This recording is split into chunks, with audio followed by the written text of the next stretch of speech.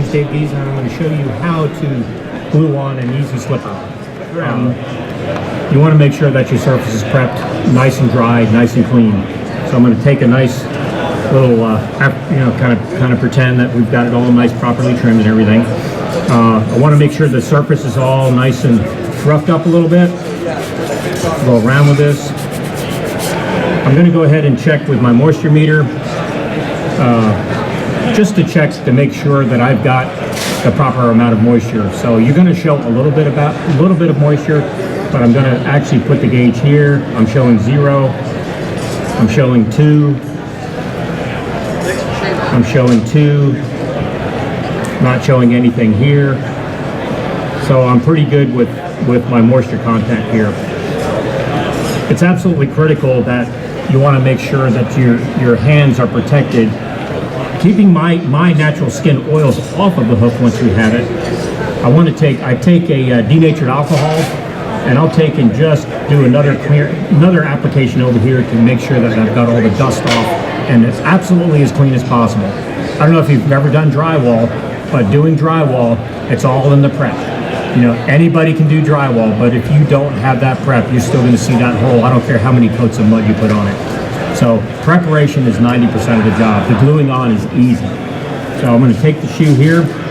I also take the denatured alcohol, clean out here, and make sure I don't have any manufacturing debris or oils from the machining tooling or wherever. And I'm going to take this slipper. I kind of like start it backwards to put these shoes on. I just roll it like you're rolling on a tire, and the shoe slips on here. Center it out. So you've got the frog. You can see the frog. You see the apex here. And with this particular product, we don't glue in the air. We actually load the foot. So you're going to have the horse stand on it, so it's load bearing. So because we don't want the glue to go underneath the cuff. We want to stay around. We're only going to the surface of the foot and nothing that goes underneath. Okay. And what I do, my method is starting with the horse loaded, is just put your tip in here, just enough, and start applying the glue slowly. And this shoe has channels built into it, so the toe application is only going to go so far. So just glue in slow. I have no idea. And you see the channels actually direct the glue. And then I go to your right, to the lateral side. Stop touching it. Yeah. Just a nice slow application. I go to the medial side. And you can see that glue as the adhesive goes into the foot here. And I kind of rotate so it gives that a chance to cure. I go to the hind. Of course, I'm picking up the horse each time I move it.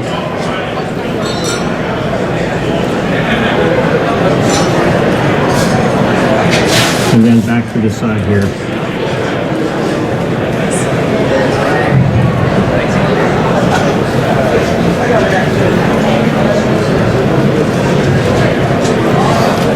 What I like to do is then run your bead across the top here.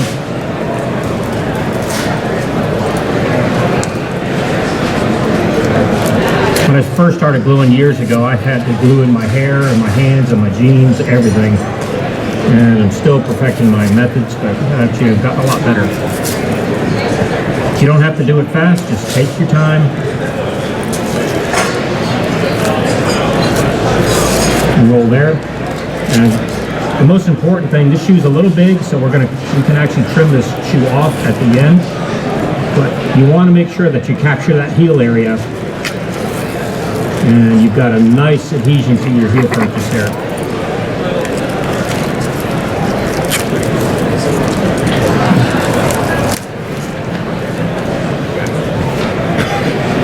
And that's the gluing process. And one thing with this glue, it sets up so fast. I always carry 2 tips in my back pocket. What I like to do, I can do a quick change, just pull that out here, dump it, pull the other tube out of my back pocket where it was. And it's not long. It's very rapid. Preset your gun.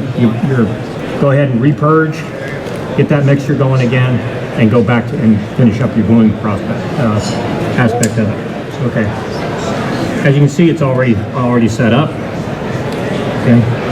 In the wintertime, as I travel and in my truck, I keep everything in one of these coolers. I have no idea what the temperature is going to be in the evening, so I take this cooler in the house with me when I'm done. If I'm out during the day or before I leave the house, I open up one of these hand warmers. I just like my glue at a constant temperature. I stick it up here. My glue's in the bag. I close the bag up. I don't open it up until I need it. And that way, you know, you've all used these before. It's amazing how it keeps that temperature pretty much constant throughout the day. RASP. And then I'm just going to do the finishing right here. Just rasp it off.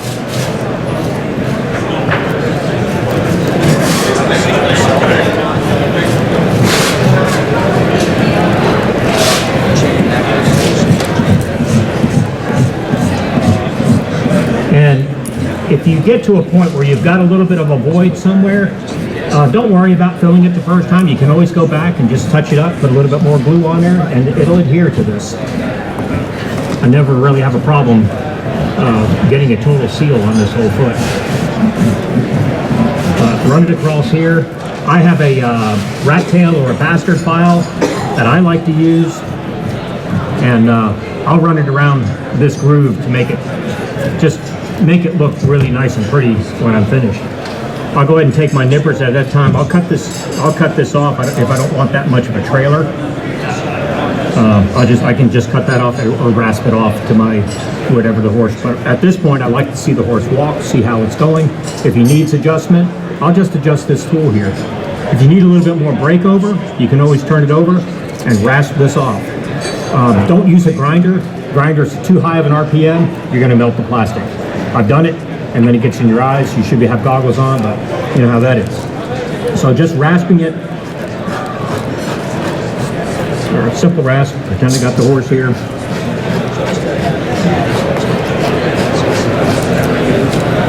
And get you just by rasping that, how much you can start taking the toe back and everything.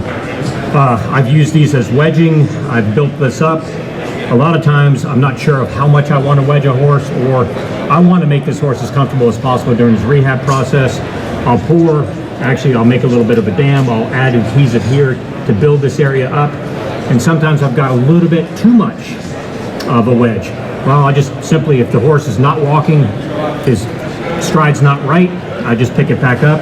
I rasp this down a little bit, okay? And go ahead and do some small adjustments. And the key thing with this shoe is you can do all these adjustments after it's glued on. So watch him walk, bring him back in. He's just not right. Okay, rasp a little bit more. Okay, send him back out. Let him walk again. Bring him back out. Yeah, it's getting closer. And then I go like, well, I'm going to save myself some time. I'm really going to rasp him where I think it should be. Damn it. I took too much off. What are you going to do? Well, just go back to here, put another tip on, add that layer back on there, and build it back up to where you need to be. And then gently watch him walk again, and then put him where he's just right. So that's a great feature of the shoe. Again, if you can look in here, you're not going to see any glue that's come around the bottom of the foot because we've loaded the foot. The pressure is on the bottom here, and there's no adhesive going onto the sole. Okay. Turn it back around. Clean this off really nice.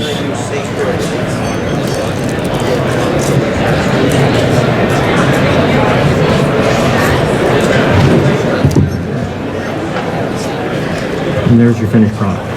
Packing, or you can use the new soft pack. And the shear on this is, what's the shear on this? 30 shear.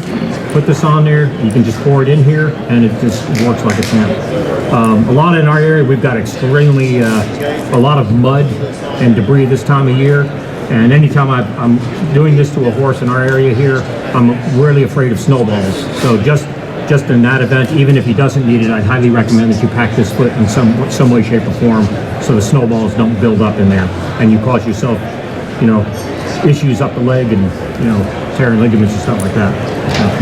Okay. One of the things we run into is the foot shape. You can see this foot, the toe is nearly not quite up to the end of this because the foot's a little higher than our curve is. These things are very versatile, and all you want to do, you take this catch. I usually start right about here, above this hole over here, and we cut in. And we curve a little bit, and we cut in. And you don't necessarily need this front chamber. You can actually take the entire front off of this. It will still stay on, just as well as if it didn't have it. And I kind of come in and I come up here so I catch it at the right spot. Work my way down.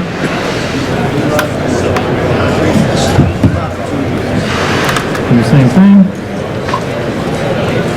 Pop this in. Much easier than it's attached to a horse.